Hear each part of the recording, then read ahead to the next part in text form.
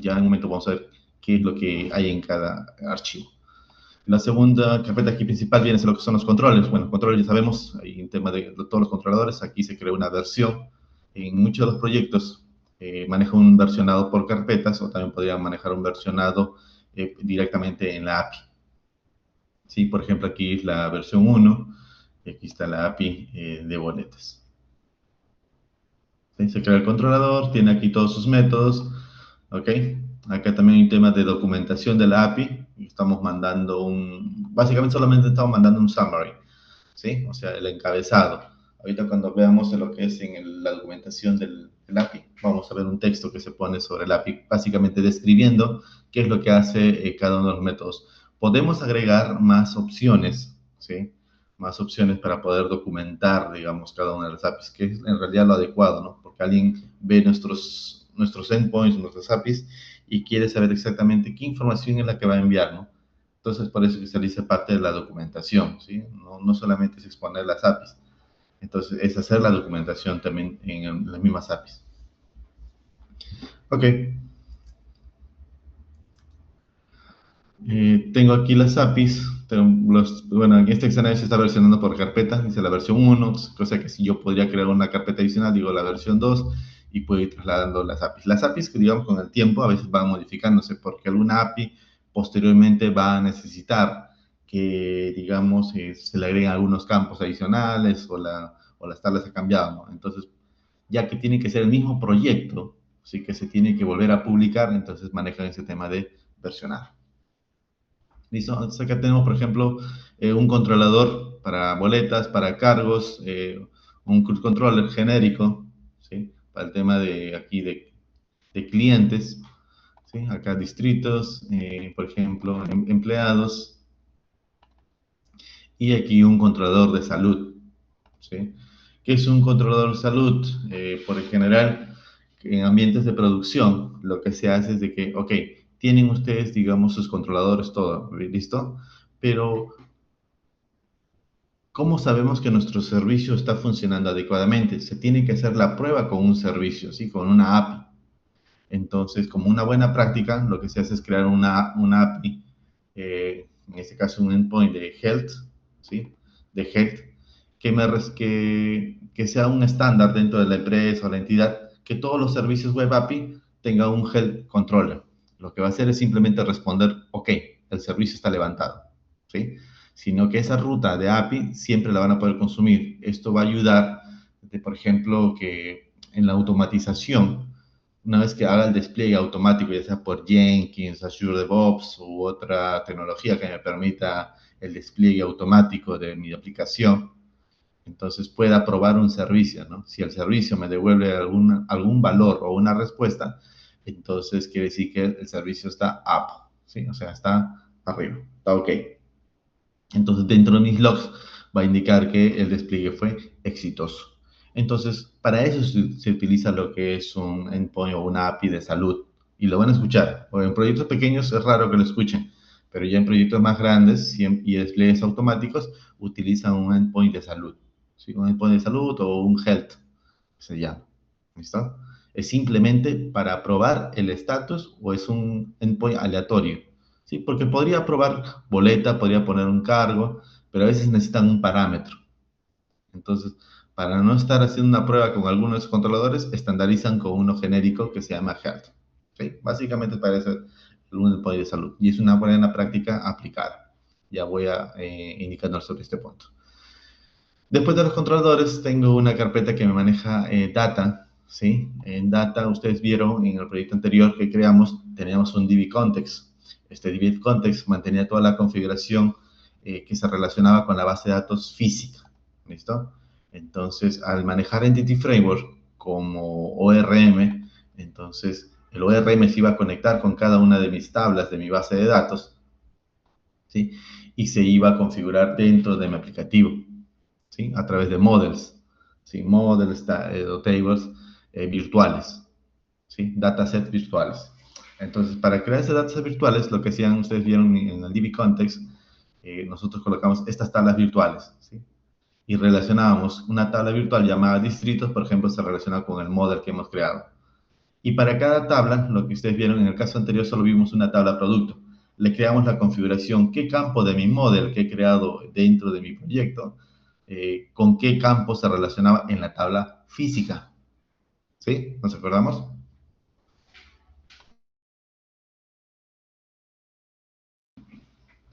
Entonces, lo que se hace aquí en el DB Context es esa especificación. Y lo que les decía, ¿no? En el caso, probamos una sola tabla. Entonces, yo podía agregarlo en la parte inferior, normal. Pero, ¿qué pasa si yo tengo así? 1, 2, 3, 4, 5, 6, 7, 8. Y fíjense que el proyecto que estoy acá es mediano. ¿Sí? Mediano. No es un proyecto gigantesco, pero es mediano. Sí, solo tenemos ya cuántas tablitas tenemos. Eso que nos falta el tema de usuarios, tema de roles, tema, digamos, otras tablas adicionales para reportes, ¿ok? Solamente estamos viendo ahorita algo del núcleo, ¿sí? Entonces, si ustedes observan, aquí yo he visto, por ejemplo, aquí proyectos que tienen como más de 50 tablas, ¿sí? Entonces, por eso les decía, cuando ocurren esos escenarios, por cada una de estas tablas, la configuración que se iba a realizar en la parte inferior de la relación entre la tabla virtual, ¿sí? O mi model que tengo, mi model virtual, con la tabla física, lo mando a un archivo de configuración. Y fíjense, dentro de Data creo una carpetita llamada configuraciones, ¿sí? En este caso, se ha puesto dentro de uno solo, igual, pero puedo ir separando cada uno de estos. Mira, fíjese aquí, a ver, vamos a ver acá. Yo tengo esta tabla, distrito de configuración. Esto yo lo podría mandar a un archivo, ¿sí? A un archivo particular. De igual forma, la tabla de cargo la podría mandar a otro archivo, ¿sí? Por eso era la idea de crear este campo configuración. Empleado, fíjense que tengo toda la relación que maneja Entity, ¿sí? Le digo el código emple, se está relacionando con código empleado de la columna física. Y siempre se lo coloca el tipo de dato, ¿sí? Ahorita vamos a llegar a este punto, ¿sí? Ahorita solamente estaba explicando de la parte de la estructura, de la arquitectura que tiene el proyecto. ¿Listo? Lo otro adicional, esto de aquí básicamente va a ir relacionado con los models y para ello hay una carpeta acá más abajo que dice models. Aquí están creadas todas las entidades, ¿sí? Entities.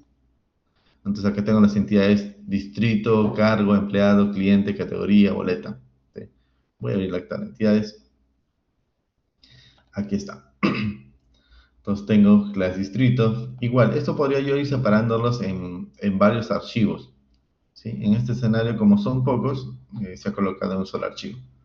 Pero también igual puedo agregar, simplemente esto lo podría exportar a otro archivo y ya está. Vamos a ver, aquí están todas las tablas, ¿sí? Todos los models que he creado. Igual, fíjense, aquí ya maneja el key, el column, el required, ¿sí? De cada una de las tablas. Ok. Y para eso también se manejan lo que son los DTOs. Los DTOs, no me acuerdo si usamos en el anterior servicio, los DTOs vienen a ser igual los models, ¿sí?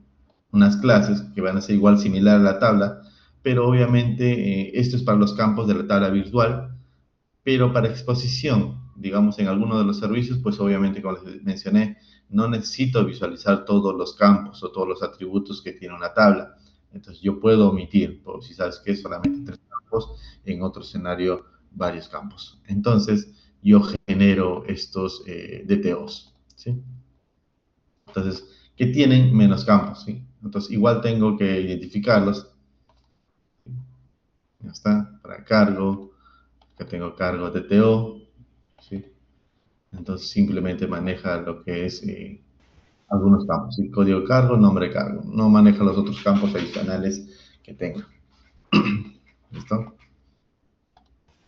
Ahora, pero Profe, una consulta. DTOs, Los ¿sí? DTO son modo de Para archivo. poder manejarlos con, ¿cómo se llama? Relacionarlos con alguna entidad, ¿sí? Uno se hace de forma manual, como lo vimos en la clase anterior, le decíamos un campo punto descripción, era igual al DTO, ¿no? Al DTO punto descripción, ¿ok? Pero existe también otras librerías que se configuran al inicio y luego posteriormente dentro del desarrollo de la aplicación ya no necesitaría estar haciendo esa igualdad de asignación de valores. Y es lo que decía que puedo usar master. En este caso, en la configuración de este proyecto se está usando Automapper. Ahorita les voy a mostrar las librerías que se están utilizando. Ok, eso viene a ser la parte de models, y lo que les decía, justo el tema de configuración de mappers, están dentro de mapping, ¿sí? Mapping profile. Entonces yo le digo, ¿sabes qué? Acá yo le establezco la configuración de mi modelo distrito con distrito de TO, ¿sí? Pueden hacer un mapper. La idea aquí, para no estar haciendo mucho el tema de, por ejemplo, de similitud o asignación, es que los campos sean idénticos. Cuando los campos son idénticos, automáticamente este create map va a ser el mapeo, ¿sí? O sea, va a ser la asignación automática. Y aquí se hace igual la configuración para cada uno de los campos. ¿Sí? Por ejemplo, para cargo, para empleado, ¿sí? Para, para, para clientes, categoría, productos, etcétera. ¿Sí? ¿Estamos?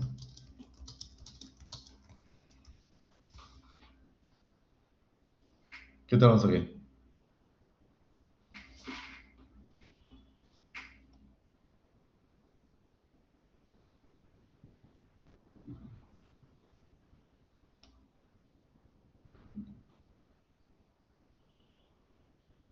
Vamos a ver un segundo. Hicieron una consulta. ¿Esos son los model views? ¿Los DTO son model views? No. No, no. Los DTOs no son model view. Los DTOs son simplemente una clase que puede recibir algún valor, ¿sí? Y permiten la transferencia de datos dentro de las capas que hay. En cambio, un model view es más que todo para el tema de la interfaz, ¿sí? La interfaz ya UI, o sea, ya en el front, ¿sí? Traslada una información y la representa, ¿sí? En cambio, el DTO simplemente traslada información, valores, pero simplemente no la representa dentro de gráficamente. Es la pequeña diferencia, ¿no? Al final terminan trasladando información, pero una es utilizada ya en la interfaz. En cambio, DTO no. No tiene ningún valor agregado ni lógico. Simplemente es como si fuese una variable, ¿no? Bueno, es una clase simplemente. Ok, entonces existen lo que es esto, un mapis, que me va a permitir ayudar a mapear, ¿sí? O sea, asignar los valores. Por ejemplo, tengo categoría con categoría de TO. Si yo tengo aquí categoría, por ejemplo, pues control clic, categoría. Y bueno, categoría solamente tiene lo que es código CATE y nombre CATE, nombre de categoría. Pero está relacionado a productos también, ¿sí? Y categoría de TO solo tiene el code CATE y el nombre. Y simple. Listo. Entonces, las configuraciones de mapping, igual. Aquí, bueno, se ha puesto en un solo archivo. Igual se puede dividir todos estos en varios archivos. ¿Sí? En varios archivos se puede dividir.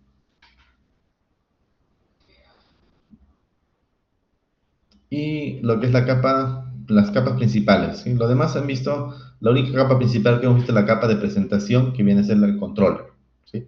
La otra capa viene a ser la capa de service. Ahora, en una buena práctica de implementación es que se manejen el tema de interfaces. En el proyecto anterior, ¿sí? No usamos el tema de interfaces, lo que hicimos fue llamar directamente al servicio, o sea, a la implementación, ¿sí? Al service. Y en el caso del repositorio, llamamos directamente al repositorio. No llamamos a una interfaz, ¿sí? No llamamos a una interfaz. Entonces, en la buena práctica, me indica que debería utilizar ya una interfaz en el servicio, ¿sí? Por ejemplo, entonces para los servicios tengo una capa que son de interfaces, ¿sí? Y bueno, en este caso, para las interfaces de distrito, tengo todos estos. Las interfaces básicamente vienen a ser como una declaración de las operaciones o métodos que tiene el servicio. ¿Con cuál es la finalidad? De que yo pueda crear, digamos, o al menos exponer solamente la parte declarativa y no pueda observar el contenido del servicio. ¿Ok? Por ejemplo, o sea, acá yo estoy creando un método que dice obtener todos los registros. ¿Listo? Obtener todos los registros. Acá dice obtener por ID, crear uno nuevo, actualizar y eliminar, en este caso, de distrito. ¿Listo? Pero no está en ninguna parte lógica, simplemente está qué campos tengo que enviarle, ¿sí? Como valor. O sea, está haciendo la parte declarativa. Y lo que va a permitir esto es de que en un escenario u otro no pueda acceder yo a ver los valores que tiene aquí en la capa de servicio. Aquí en la capa de servicio ya todo está explayado, ¿sí? Aquí ya puedo ver, digamos, qué es obtener por ID. Ya me dice, digamos, aquí a qué repositorio está accediendo por ID y cómo lo está mapeando. ¿Listo? Esa es la forma, digamos. Y lo mismo ocurre para la capa de repositorios. Hay una interfaz de repositorios, ¿sí? Bueno, dentro de la práctica se dice que obviamente cada una de las capas no deberían ver el contenido que tiene la otra capa. Entonces, simplemente exponer a través de interfaces para que puedan ver qué métodos están expuestos u operaciones que pueda tener, digamos, una determinada clase, ¿sí?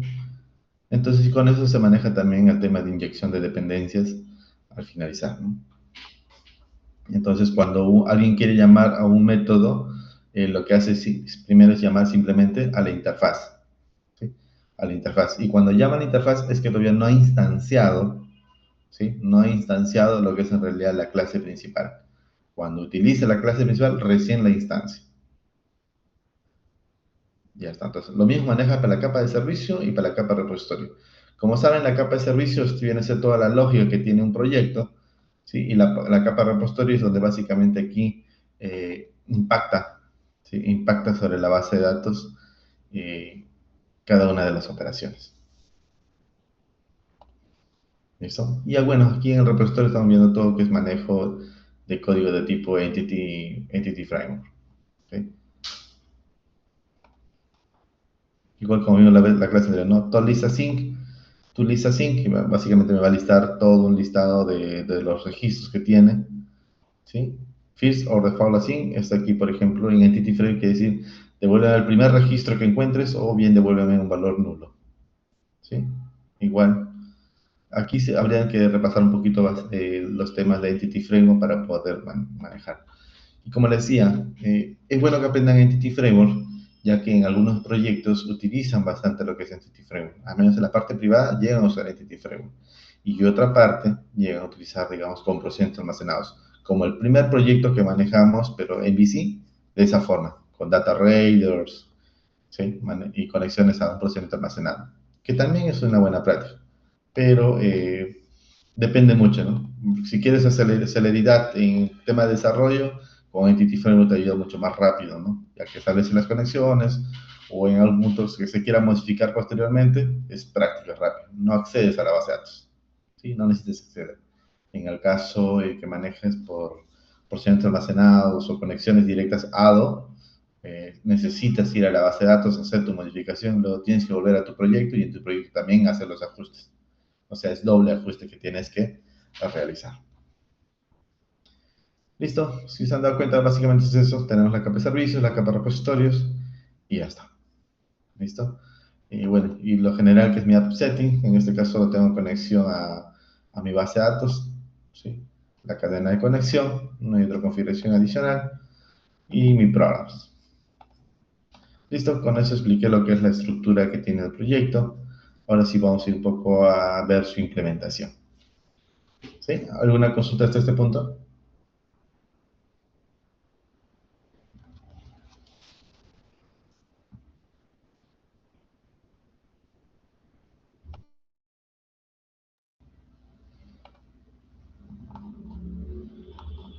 ¿Todo claro?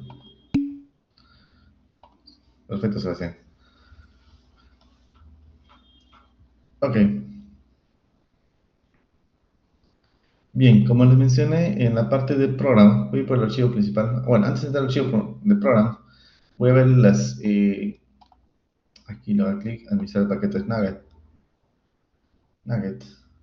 y aquí voy a ver lo que está instalado.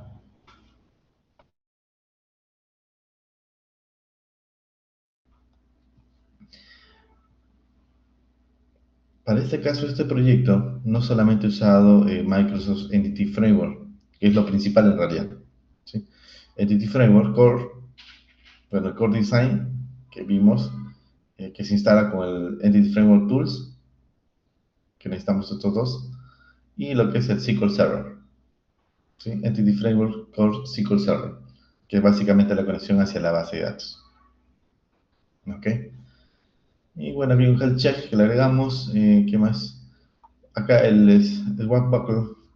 Esto es lo que es para la parte del Swagger. Sí, básicamente el documentador.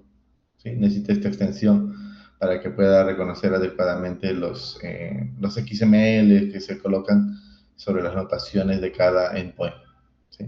Yo les digo para qué va a servir esta librería cuando veamos los controladores. ¿Sí? Básicamente para los controladores y cuando se haga la configuración de exportación. Tenemos otra librería adicional, ¿sí? Una que es Fluent Validation. ¿Sí? Esto en realidad ayuda a Entity Framework a manejar el tema de validaciones sobre las clases. ¿Sí? Fluent Validation básicamente es el tema de cómo maneja Entity Framework, digamos, las llamadas o en las clases las validaciones que yo pueda darle a mis tablas, ¿no? Recuerden que al trabajarlo directamente con un ORM, todas las validaciones de los campos o filtros que yo quiera aplicarlo, las realizo aquí dentro de lo que es el proyecto. ¿Sí? Ya no las realizo en la base de datos o en un procedimiento almacenado indicando si tal valor o si la extensión, el tamaño de texto tiene que estar especificado aquí dentro del proyecto, en las clases, en las entidades. ¿Listo? Otra librería que se está utilizando aquí es Automapper. ¿Sí? Automapper es lo que me está permitiendo poder mapear dos entidades o dos clases. ¿Sí? Tenemos una clase entidad y tenemos una clase que son de tipo DTO. Entonces, para que puedan hacer esa asignación de los campos, automáticamente esta librería Automapper lo hace. Porque si no, tendríamos que hacer lo que les decía, ¿no? El tema de igualdad entre una clase y un DTO, tendríamos que estar asignando qué columna con qué columna, o qué atributo, mejor dicho, con qué atributo es lo mismo, ¿no? Se van a asignar. ¿Okay? Entonces, Automapper les mapea eso automáticamente. Pues es esta librería Automapper. ¿Okay? Actualmente tiene un tema de costos, ¿sí? Que hasta una cierta versión, digamos, es gratuito. Después está haciendo un pequeño cobre en muchos de los proyectos. Hay otra librería que también hace lo mismo, que es Master, que también se puede utilizar aquí en .NET. O lo otro es que, digamos, se cree una clase, pero esto ya es un poquito ya a nivel más pro todavía, es básicamente simular la creación de una librería con clases para que, digamos, haga la misma función, ¿no? De mapear las columnas o atributos de diferentes clases, ¿sí? De manera manual. Pero mientras tanto en este escenario usamos lo que es Automapper, ¿sí? Y luego aquí viene lo que es ASP versión. Ya, bueno, este tema de esta API en realidad lo que me va a decir es lo que mencionaba, cuando manejaba acá el controller para poder versionar la versión 1, versión 2 y pueda, digamos, manejarlo en el route, o sea, en las rutas. ¿Sí? Ustedes han visto que cuando generamos un endpoint, pues tiene una ruta, ¿no? Tiene el nombre del controlador, tiene el nombre del método, entonces ese routing, digamos, contemplando la versión, se ayuda en esta librería. ¿Listo? Si se dan cuenta, son simples, no se está usando más librerías, ¿no? Esto es lo principal que se tiene que instalar. Si hay un tema, digamos, que falla en un momento su código, pues simplemente tiene que volver a reinstalar estas librerías, ¿no? Ahora, esto depende mucho de la versión. En mi caso, yo estoy usando la versión net.9, así que usted tendría que tener instalado, a lo mejor aquí, .net, ¿sí? Net 9. Si tienen ya la 10, para cuando descargan la versión 2025, creo que se instala la 10. Entonces, en ese escenario, tendrían uno, actualizan las librerías, ¿sí? O bien agregan e instalan Net 9 y no tendrían problema. ¿Sí? Por ejemplo, aquí el Entity Framework Core, por ejemplo, actualmente, si no me equivoco, está en la versión 10. 9, esta, la 10.10.06, pero como tengo Net 9, esto es compatible con la versión 9. Por eso que tengo que instalar aquí la versión 9. ¿Sí? Ya que me da la observación. Estás la 9, hay versión 10. Actualiza, pero no puedo actualizarla, ¿no? Porque mi netcore mi proyecto está con net 9. Sí, no está con 10. Vamos a ver aquí, mi proyecto.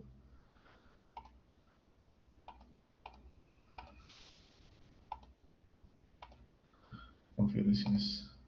Mi solución. Proyecto.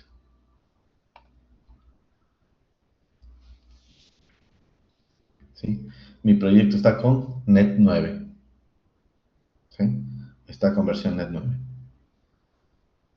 Siempre igual vean un proyecto, porque cuando les pasen un proyecto, indican en qué versión de net está, ¿no? Pues, por lo general, a veces está en net 3.5. Sí, porque ha habido un salto enorme y rápido en el tema desde 2001, ¿sí? 2001, 2002, 2003, básicamente hubo un salto de 3.5 a 5, a 6, 7, 8 y 9 y ahora está en el 10, ¿no? Bueno, ya saliendo en el 11, están a punto de lanzarlo, ¿no? Por sí. Y ahora en septiembre deberían lanzarlo, creo. Entonces tenemos aquí net 9. Listo, es el tema de paquetes Nugget, hay que reinstalar los paquetes en el caso de que lleguen a fallar.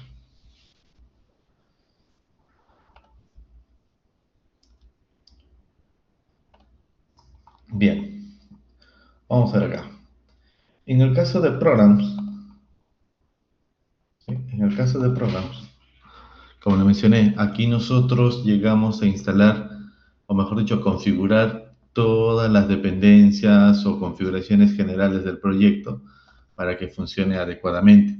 Entonces, dentro de estas configuraciones, lo que hace es agregar, digamos, estos controladores, agregar cuáles son digamos, las clases que hemos creado que sean de los repositorios, de los services, ¿sí? Porque no solamente basta con crear la clase y automáticamente van a ser reconocidos, tienen que ser reconocidos como un tipo digamos, de una clase que va a ser instanciada dentro del proyecto. Entonces, esa configuración para poder instanciar o generar esa dependencia de estas clases, tanto de los controllers como los repositorios y como los services, ¿sí? Que son las tres capas principales, ellos internamente empiezan a llamar un DTO, llaman una clase, un módulo u otro config, ¿no? Pero estas tres capas, entonces, tienen que estar configuradas, ¿sí? Entonces, aquí, por ejemplo, me dice, para agregar controllers, los controladores, tiene acá un tema de Builder Service Add Controller, ¿sí? Esto va a agregar todos los controladores que encuentre en la carpeta Controllers. Eso sí, esto ya está establecido dentro del marco de Web API, que tiene que existir una carpeta que se llame Controllers. Entonces va a agregar los controladores y alguna configuración adicional. Por ejemplo, aquí, bueno, aquí es un tema que está suprimiendo filtros. Ahora, bueno, ahorita viendo el tema de controllers, ahorita les explico otra buena práctica. Vamos con el tema de versionado de las APIs, lo que les mencionaba, cómo versionaba aquí las APIs. Bueno, aquí tengo una configuración, se agregó aquí una configuración, ¿sí? Que es el tema de las APIs. ¿Sí? Me dice aquí la versión que te estamos manejando. Simplemente esto es de estandarización, ¿sí? El header de la versión se está manejando, la versión del API se maneja en el header, ¿sí? O sea, no se maneja por la URL, sino en el header también va a tener, digamos, qué versión de API se está creando, ¿sí? Ya está, esto es por default. Acá lo está agrupando, ¿sí? Es configuración genérica nada más. El tema de los cores, por ejemplo, aquí está habilitando el tema de los cores. Y le mencioné que el tema de los cores era un tema de filtrado, ¿sí? Entonces, cuando inicie esta aplicación, ¿okay? Va a decir qué servicio lo puede consumir. Entonces, dentro de mi course, esta es la estructura para, digamos, para poder filtrar. Y ¿sabes qué? Por ejemplo, add course, le digo, agregar una política, ¿sí? Add policy, le digo, todos los que son proyectos angulares, la política es que es con origen. ¿Qué orígenes? Ok, todos aquellos que vengan del origen HTTP, localhost 4200 o HTTPS 4200, pueden consumir los endpoints o las APIs de este proyecto. ¿Sí? ¿Sí? Solamente de ese origen. O sea, si en el caso viene de un dominio, por ejemplo, www.go.p y quiere consumir un servicio, o sea, está haciendo un llamado a nuestro servicio, no lo va a poder, digamos, mostrar. Le va a salir un error de course. ¿Sí? Básicamente es una bloqueante. Solo acá le tenemos que indicar de qué origen. Yo le podría indicar aquí, por ejemplo, aquí tiene una opción que me dice punto al origen. Ya está. Al origen. ¿Sí? Entonces lo que va a hacer es aceptar cualquier origen. ¿Sí? Al origen, y se sabe poner lo que es aquí en orígenes, se le coloca un asterisco, por ejemplo. Y el asterisco ustedes saben que es comodín, o sea, es como decir cualquiera. ¿Listo? Entonces ya no habría filtro. En este caso estamos aplicando un filtro. Solamente que los que vengan de esta URL pueden consumir el servicio. ¿Listo? Entonces, ese es el tema de los cores. Ahora, en la práctica, les voy a decir que, por ejemplo, me sucedían unos escenarios que a veces me saltaba en la consola del front, me decía error de cores, pero en realidad era porque había una pequeña falla de privilegios en la base de datos, que también me salta a veces con error de cores. ¿Sí? Esto anticipándonos. Ok, esto es lo que es el tema de cores. ¿Listo? Yo puedo configurar, como les dije, puedo configurar diferentes URLs. ¿Sí? Si ustedes van a desplegar su frontend en un dominio, entonces deben colocar aquí la URL de ese dominio. ¿Sí? Para que solamente desde ese dominio puedan consumir su API. ¿Sí? Esto básicamente aplicando tema de seguridad, un filtrado básicamente en el dominio. Lo siguiente, tengo acá una línea que me dice Build Service, Application Service. ¿Sí? Esto es para de tipo Build Configuration. Ok. Entonces acá me está diciendo que llame a todos los que son de tipo configuración. O sea, todos los archivos que son de tipo configuración en el proyecto y que los inserte aquí. Y para eso, justamente nosotros, para no agregar acá varias líneas, se agregó un archivo config que es de tipo config, ¿sí? De tipo configuration. Y se llama acá dependencias. Si yo entro a este archivo, voy a un ratito a este archivo, entonces acá me indica, ¿sabes qué? Dependencias, ¿sí? Es tipo de servicios, ¿sí? Y servicios collection. Entonces básicamente es de tipo configuración, me dice, ¿sí? Es de tipo configuración. Entonces cuando aquí en donde estás, en el programs, llame a lo que son de tipo configuración, es como si estuviese llamando a este archivo también. ¿Y qué es lo que hay en este archivo? De archivos de dependencia, inyecciones. Lo que está llamando es uno, está declarando, ¿se acuerdan que la vez pasada creamos unas líneas en el programa para decirle qué cadena de conexión utilizar? Igual, esa configuración la estamos poniendo aquí. ¿Sí? Por ejemplo, de service le digo agregar un contexto. ¿Sí? Este contexto, ¿cómo se llama? Utilice lo que es, obtenga la cadena de conexión, le digo de default connection, ¿sí? Lo cual justamente se llama así. Yo puedo llamarle de otra forma, pero que le han puesto default connection. ¿Listo? Default connection. Llame la cadena de conexión. ¿Sí? Bueno, acá tenga un tiempo de espera, digamos, en esa conexión. Ya está. Entonces, estoy haciendo la tipo configuración de DB Context. Ahora, ¿qué más? Estoy haciendo el tema de configuración de Automapper. ¿Sí? Acá Automapper simplemente hay que indicarle al programa que ejecute o inicie la instancia de la librería de Automapper. ¿Sí? ¿Sí? Es como decir, ¿sabes qué? Inicia también junto con cuando inicie la aplicación. Ya está. El tema de health check, bueno, el check aquí lo que estaba mencionando es de que en el controlador este health que les dije de salud, ¿ok? También lo que va a hacer es un check lo que es a la base de datos, ¿no? Si la cadena de conexión del DB context está funcionando, entonces también dentro de eso va a decirle, ¿sabes qué? El servicio está ok, estoy respondiendo ok, la base de datos también está ok, ¿sí? Básicamente es eso.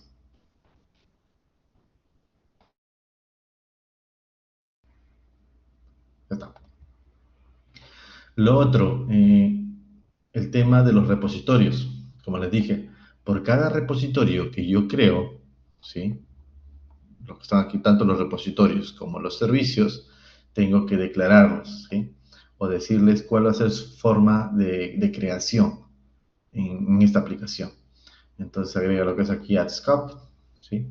Se agrega la interfaz con el repositorio, ¿sí? ¿Qué interfaz está relacionada con qué repositorio? Y así voy agregando. ¿Listo? Voy agregando. Entonces, si yo tengo un repositorio, lo correcto es que maneje un repositorio por cada tabla. Entonces, si yo tengo, digamos, un proyecto que tenga 25 tablas, imagínense que voy a tener 25 declaraciones de repositorio, ¿sí? De dependencias. En el caso para los servicios, de igual forma. Es por ello que se genera un archivo adicional donde están estas dependencias, ¿sí? Ok, entonces esto también la clase anterior generamos, pero en nuestro caso solo teníamos una sola tablita y ni siquiera manejamos interfaz, simplemente generamos directamente el repositorio y creamos el servicio. ¿Se acuerdan? Ya no hicimos estos dos comparaciones, sino simplemente algo así lo hicimos. ¿Sí? De esta manera. Ya está. Entonces aquí agrego todos estos dentro de lo que es service. Fíjense, voy agregando service. Entonces al final este objeto service es lo que retorna. ¿Sí?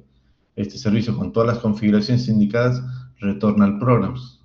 Retorna al programs y le dice add, o sea, aplica todos estos servicios al proyecto, al builder, a la hora que están construyendo. Entonces agrega todas estas configuraciones aquí.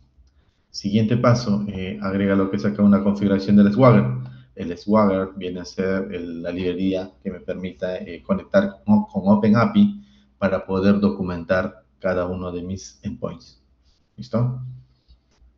Entonces aquí lo que necesito es agregar la configuración. Fíjese aquí también, para no hacer la configuración dentro aquí del proyecto.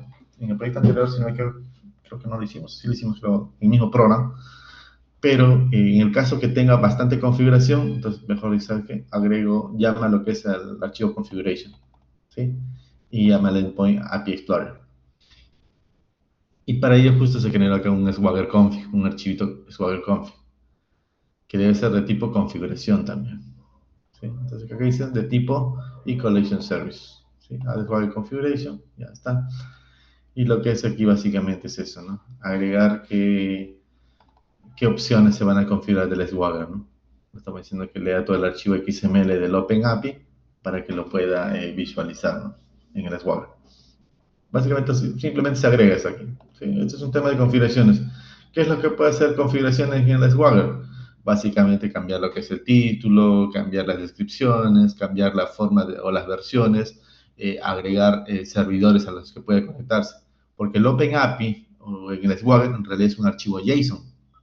¿Sí? Solo es un archivo JSON que se genera en tiempo de ejecución. Y lo que hace es especificar qué controladores ha encontrado dentro de este proyecto. Y ese JSON se visualiza como un HTML. Básicamente es eso. ¿Ok? Entonces, eso viene a ser lo que es el OpenAPI. Y bueno, entonces yo para que ese OpenAPI a la hora de crear, yo le puedo decir qué configuraciones puede tener, ¿no? Le puedo decir que se conecte a otros servidores, registros servidores, etc. También, digamos, algunos parámetros. Vamos a ver acá. Use Swagger Configuration, igual que active lo que es la configuración UI, y en la parte de Swagger UI, ¿sí? Justo le dice aquí eh, que menciona, bueno, que lee el archivo de Swagger JSON, ahí está. Ahí dice Swagger, este es row prefix, ¿sí? Cuando yo exponga la API, ¿qué es la palabra clave que voy a poner? Swagger. Esto por lo general nunca se cambia, ¿sí? Es algo estándar, entonces es difícil que alguien lo quiera cambiar, ya tendrían que consultar, ¿no? Pero por todo el mundo siempre lo deja, su prefijo va a ser Swagger. ¿Sí? Y ahorita van a ver cómo, les voy a hacer recalco cómo utilizo este Swagger aquí. El título de la documentación se llama Ventas API, documentación. Puedo también colocar número de contacto, puedo colocar, digamos, términos de licencia, un archivo, y le indico la ruta donde está mi archivo de términos de licencia, etc. En algunas API ustedes ven toda esa configuración, entonces todo eso se puede configurar. Aquí solamente se está colocando lo que es el tema de título y descripción. Ya está. Luego, ¿qué más configuro dentro del Swagger? Igual, configuro lo que es el tema de descripción del Swagger Doc. ¿Cuál va a ser? Mira, por ejemplo acá, el título va a ser aquí ventas API, la versión, la descripción digamos, del servicio. Aquí coloco una pequeña descripción, puedo colocar mi texto, ¿sí? Ya está. Coloco el texto y yo deseo, acá hasta aquí lo he puesto como ejemplo, esta versión ha sido deprecada. El contact API, Open API Contact, puedo hacer el nombre del equipo backend lo puse aquí, email, backend@ventas.com, ¿no? Entonces aquí por ejemplo colocan quién es el equipo que está encargado del desarrollo de esa API del servicio y un correo, ¿no? Puede ser, digamos, OTI, informática, o equipo de desarrollo e innovación, etcétera. Entonces, fíjense, todo este tema de configuraciones, entonces sería bastante engorroso tenerlo en el tema del programa. Entonces, lo que se hace es generar ese archivo config adicional, ¿sí? Entonces, como ya sabemos que es configuración de Swagger, ok, creamos un archivito de configuración de Swagger y lo dejamos fuera del programa, ¿listo? Entonces, aquí simplemente lo invocamos, ¿sí? Invocamos ese archivo. Bueno, el tema de comments para Swagger, ya esto simplemente es algo adicional que pide, ¿sí? A veces no se visualizan los XML. Eh, Routing, este aquí es el tema,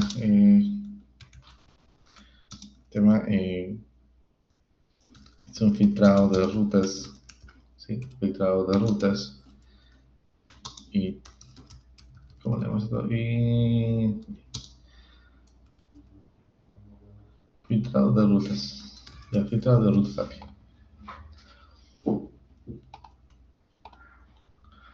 Filtrado de rutas API.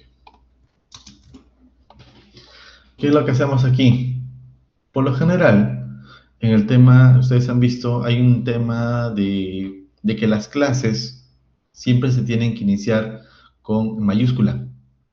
Todas las clases se manejan en mayúscula, ¿sí? Y en plural. Por ejemplo, aquí dice boletas, dice cargos, dice distritos, dice empleados, ¿sí? Este es otro punto de la buena práctica, que todas las clases tienen que ser de forma plural, ¿sí? En plural. Y su especificación en C#, ¿sí?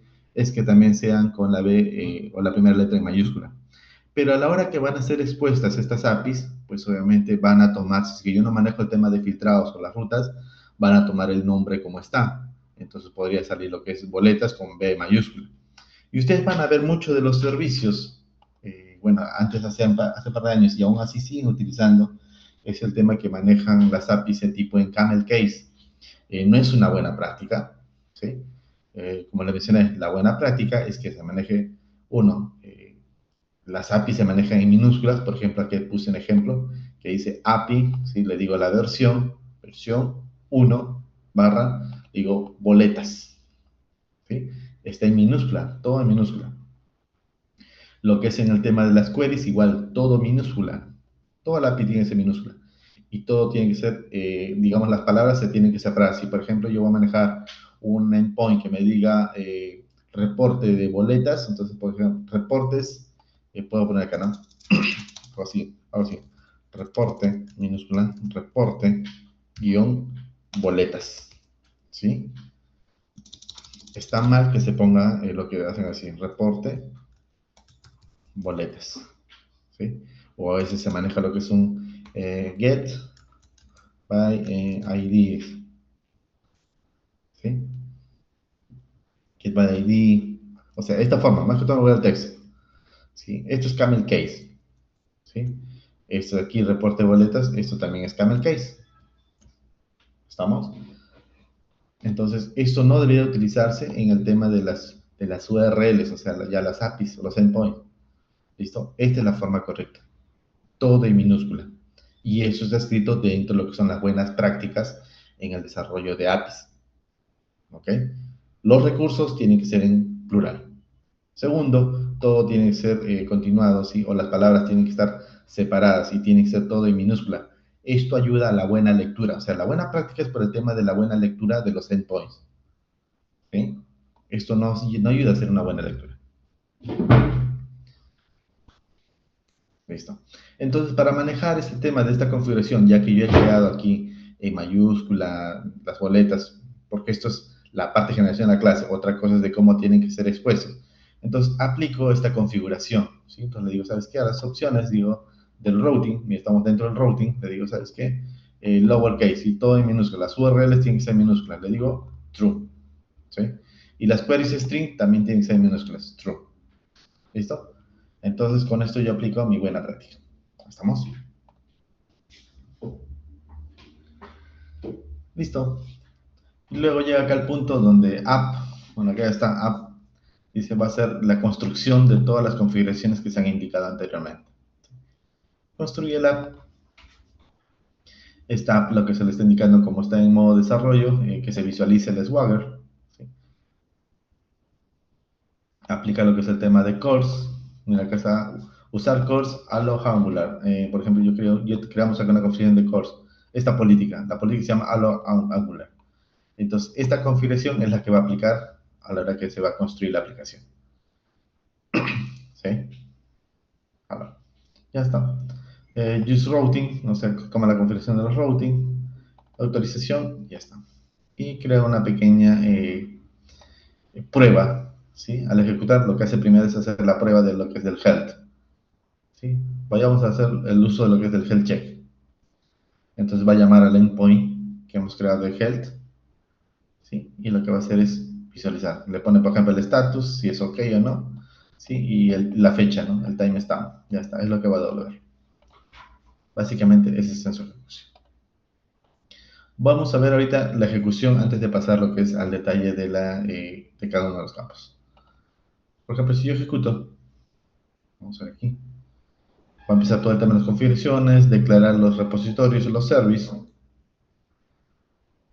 Vamos a ver acá.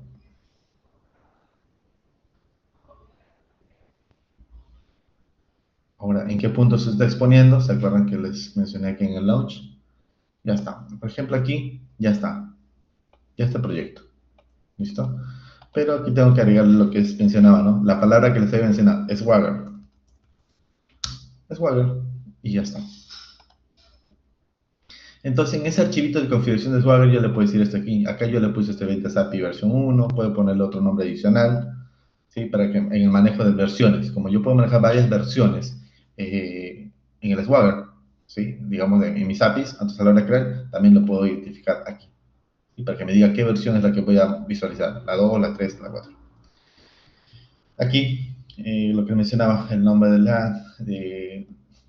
del servicio, la descripción que le agregamos, ¿sí? Acá por ejemplo contact, equipo backend, justo lo que mencionamos en la configuración, y aquí tengo todos mis controladores. Si se fijan, el controlador se llama boletas, está con mayúscula, pero a la hora de poner la URL, ¿sí? Todo está, ¿sí? Todo está en minúscula. Ahora, y se fijan aquí tiene una pequeña descripción, dice, ¿qué es lo que hace API Boletas? Aquí lo que hace es, obtiene todas las boletas con su detalle, cliente y empleado. Listo. Y fíjense aquí están todos los recursos, ¿no? Get, post, get, delete, ¿sí? Hasta tiene todo este tema de patch. Y voy indicando más o menos qué es lo que hace cada API. Esta descripción que se le va agregando, esto es básicamente ya documentar la API. No solamente es el listar las APIs, sino también que hay que darle descripciones. Yo todavía podría agregarle un contexto, acá en la parte interior, agregarle una descripción, ¿no? ¿Qué es lo que hace? Más que todo en el tema cuando hago gets con parámetros. Por ejemplo, acá no me está mandando muchos parámetros, solo el código del empleado, el código del cliente, que se entiende. Pero hay en otros tipos de servicios, vamos a ver aquí, Carlos, categorías, no. Empleados, health. No hay uno más complejo, solo el de boletas acá. Que por ejemplo, boleta, pues, no, patches. Por cliente, bueno, y cliente, ¿no? Entonces yo lo que voy a colocar en la descripción aquí, ¿no? Ingresar el ID cliente, ¿no? El ID cliente viene a ser un dígito string de 3 caracteres, ¿no? ¿Sí? Entonces eso podría indicarlo como un texto aquí, por parámetro, por cada parámetro que me solicite. Entonces, verdaderamente ahí recién estaría aplicando lo que es documentar una API. Y son pocos en realidad los que lo hacen, ¿no? A veces generan el endpoint y lo dejan, ¿no? Ya basta y funcionó. Eso no es documentar, ¿sí? El Swagger lo único que está haciendo es básicamente exponerlo y lo utilizan a modo de prueba, ¿no? Agarran, hacen un tryout, siguen un execute, y lo que hacen en vez de usar lo que es el Postman o la herramienta cliente, ya simplemente empiezan a caber, ¿no? ¿Listo? Y bueno, hasta lo bueno es que les voy a que te da el curl, ¿no? Y como les dije, el curl en realidad es un pequeño aplicativo, una pequeña herramienta que te ayuda, digamos, a hacer una petición a una URL. ¿Sí? En este caso está haciendo un curl, dice forget y le hace la petición. ¿Sí? Y de qué tipo aceptar. Listo, entonces ahí se muestra lo que es la documentación básicamente del Swagger que está ayudando aquí. Por ejemplo, se obtiene boletas en un rango de fechas en formato año, mes y día. Ya está. Acá, ID, estado, dice, actualiza el estado de una boleta, emitido, anulado, pagado. Dice, ok. Entonces, basta con que yo vea la documentación, pues debería de entender muchas cosas de mi servicio API. Eso es documentar la API. ¿Ok? Entonces, eso es parte de la buena práctica. Aquí si observaron, adelantándome un poquito ya en el código, hay un tema de API Response. Esa es otra buena práctica. ¿Qué dice la buena práctica de, de generar un API Response? Que para todos mis servicios yo debería tener una estructura de cómo respondo la data. Por lo general, fíjense en este ejemplo, la estructura no me está abriendo directamente cada uno de los registros o la data. Lo que me está abriendo primero son tres campos principales. Un success, que me devuelve el estado de la operación, en este caso es true, o sea, correcta. Un message, sí, que me va a decir una descripción del resultado. Dice, operación exitosa, error en la operación, digamos, el registro no encontrado, etc. Y lo que es un campo data, donde recién yo mando todo un array de toda la data encontrada. Esta estructura principal de respuesta es lo que se llama un API response. Entonces, esta estructura hay que manejarla en todos nuestros endpoints. Entonces, es lo que dice la buena práctica para que, digamos, pueda entenderse muy bien con el front y siempre se maneja una sola forma de envío de data.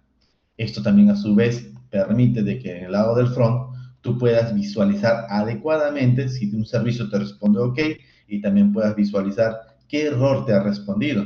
¿Sí? Porque si de frente, digamos, respondemos, digamos, el response falló, ¿sí? Falló el endpoint y te va a responder un not found, ¿sí? O un not create, ¿sí? No se ha creado el registro, ¿sí? O no se encontró el registro, not found. Ok, del otro lado tú tendrías que configurar, ¿sí? Y crear un mensaje para decir, ¿sabes qué? No se pudo encontrar. Algo así. Pero le darías más chamba al lado del front para poder identificar y no tendrías estandarizado los mensajes. Entonces, la idea es de que tú puedas estandarizar los mensajes del lado del backend, ¿sí? Y simplemente le des la forma de visualizar. O sea que el front siempre va a esperar esta forma o esta estructura y simplemente lo que menciona el message es lo que va a visualizar. ¿Sí? En Suite Alert u otro, o un deep que tenga como se llama para visualizar el mensaje de respuesta. Pero ya automáticamente siempre va a ser. Entonces, otra buena práctica en la exposición de servicios es manejar un API response.